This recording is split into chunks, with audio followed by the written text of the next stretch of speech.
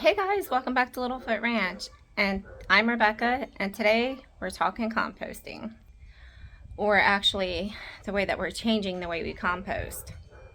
A long time ago, I used to do vermicomposting. Back when I first started getting into gardening, composting was the way I went. When I had a really, really small garden, at one point, we lived in a house that the yard was a 10 by 10 concrete patio. And yes, even with 3 kids and 4 dogs at the time, and our only space was a 10 by 10 concrete patio, I still had a garden. Anyway, that's a whole nother story. But over the years, as our lives changed and our animals changed, I started doing composting on a bigger scale. And in Colorado, using horse manure was how I did it, because we had all these horses and we had a bunch of raised beds to fill, and spraying hay with toxic chemicals is not a thing up there. Not sure why Texas can't get on board with that, but anyway, that's neither here nor there. So in Colorado, I used all the horses' manure for composting in the garden beds. And since leaving Colorado, I don't know why it's taken me so long to get back to vermicomposting, but over the 15 months of being in Texas, I've been like, well, first I did the chickens, and that's not really a feasible option for us because we don't really have like a coop per se. They free range a lot. They get locked up at night and things of whatnot, but here they have a run for now, but it's just not in an area, a concentrated area. And so we did bunnies. We went to bunnies, and bunny manure is fantastic for gardens. First of all, it's a cold manure, and bunny manure can go straight from their hutch to your garden bed. You don't have to let it compost or anything, and it's fantastic for gardens. But I mean, it wasn't producing enough quick enough, believe it or not. And so I kept going back and forth as to how I was going to do my composting here at this property. And so I started thinking about vermicomposting after seeing Natalie from Hey It's Good Life. And then I found Jason and Colleen over at Clive's. Oh my gosh, I have a horrible memory. Don't hate me. It's Clive's condominium garden, maybe. Sorry if I butchered the name, Jason and Colleen. But anyway, I love those folks. They're super sweet people, and you should go check them out. But anyway, I started seeing a couple of their videos on vermicomposting, and they just inspired me to get back to my roots, to get back to how I was originally composting 30 plus years ago when I got into gardening. And so this is me setting up my first worm farm bin, and like, well, we won't go into exactly how many years because then that gives away how old I am, but many years. So let's get started. Okay, first up is their container that they will be living in. Excuse all the dog hair.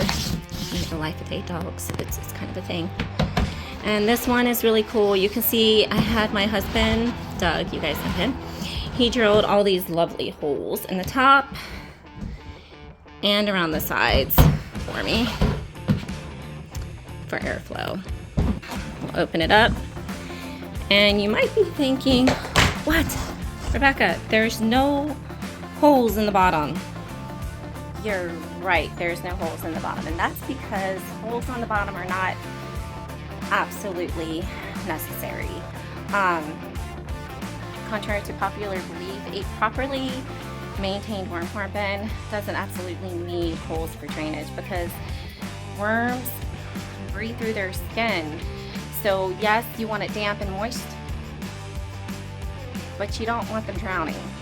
So as long as you can keep it properly moist and not sopping wet, you won't need holes for drainage. Now, if you don't think you can properly maintain that and life gets away from you like it does to all of us, and you think that you might let it slack here and there, then by all means, for the love of God, put holes on the bottom.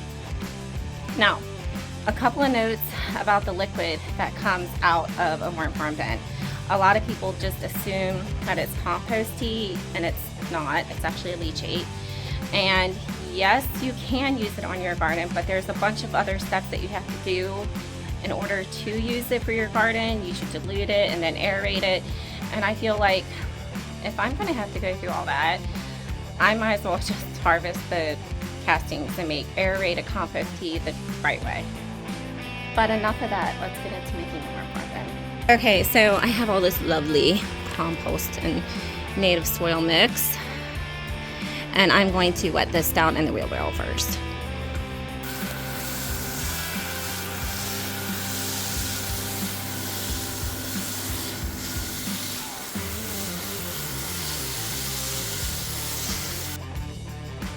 So the compost will act as the first layer in our worm farm then, which is the bedding. Okay, so as you guys can see, the compost is nice and wet. So now let's get the first layer into the bin.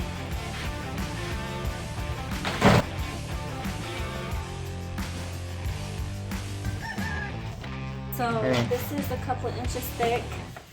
Let's see, we'll add a little bit more.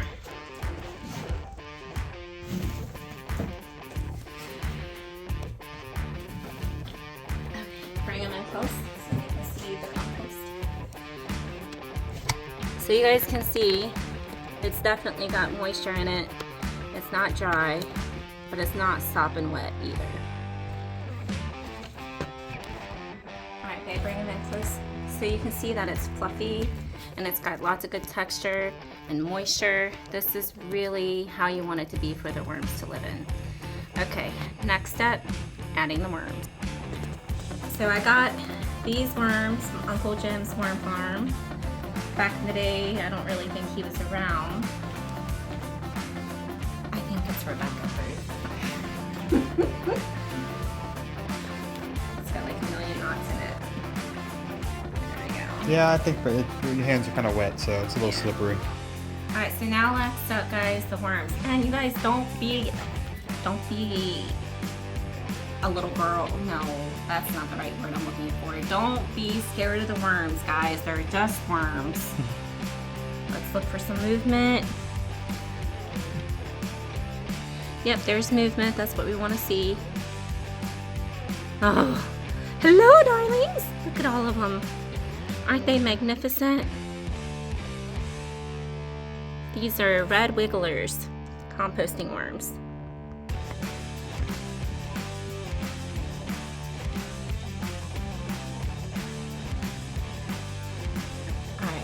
Come on, darlings, time to go in your new home. And I think this was just like, it's a small count. Like a lot of people I know, they do the 1,000 count of worms. With the way worms multiply, they really are fascinating creatures. They multiply all by themselves, they reproduce by themselves, they breathe through their skin. I just felt like 1,000 of them was just too much since I didn't need it till spring anyway, though I have plenty of time to reproduce. Next step after the worms is carbon. Now carbon can be pretty much anything from shredded cardboard to shredded paper, as long as it's not like crazy glossy and shiny with all that jazz. Leaves, or pretty much anything you have. I have a little bit of brown paper bags, and I have shavings and endless supply because we have chickens and ducks and all the things that require shavings. So I'm going to use some shavings and some shredded brown paper bags. So you just want to shred it and tear it up. The more you break things down for the worms, the easier it will be for the worms to break it down.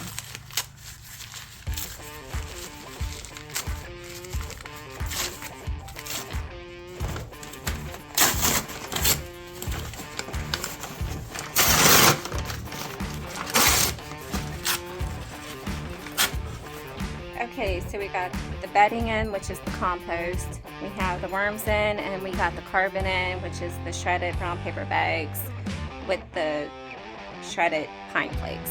Next up, we're going to put the food scraps in there. So the food scraps can be pretty much anything. As you guys can see, I have some bananas and some greens and some bell peppers and some chunks of carrots. You don't want to overfeed them. Something that a lot of people do is they overfeed their worms, and you don't need it to be that much. The food is also the carbon in their bedding. It's not just the food scraps.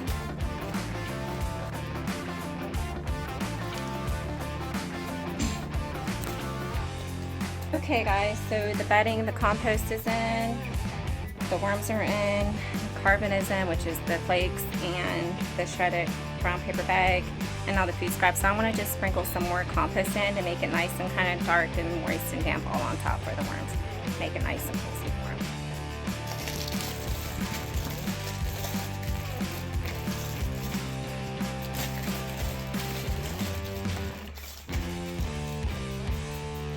Okay, and now we're just gonna, oh, I almost forgot their grit. Oh my gosh, what am I thinking? Grit is super important for digestion. Your grit can be grounds, eggshells, or oyster shells. My choice of grit is the coffee grounds. Some underneath there. Bury some down in there. I can't believe I used the coffee, little guy.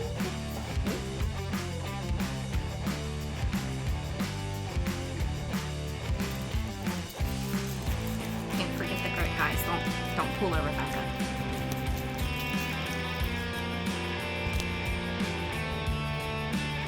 Okay guys, well that was pretty much it. I'm gonna put the lid on it now, and then I'm gonna actually set mine right outside our garage. Here in Zone 8B in East Texas, we don't really get that cold. We do get some nights that go down in like the 30s and whatnot, but it's very, very short-lived, and on those nights, the worm bin will go in the garage. But for the most part, it'll just be right outside next to our garage for now. But yeah, I hope you guys enjoyed today's video. I hope you guys take an interest in vermicomposting. It's a fascinating world. It all began, to my knowledge, it all began back in the early to mid 70s, 72 or 74 maybe, by a biology teacher. And it just kind of went from there. She just wanted to be able to find a way to make compost throughout the winter. And so she just started experimenting, and lo and behold, vermicomposting was born.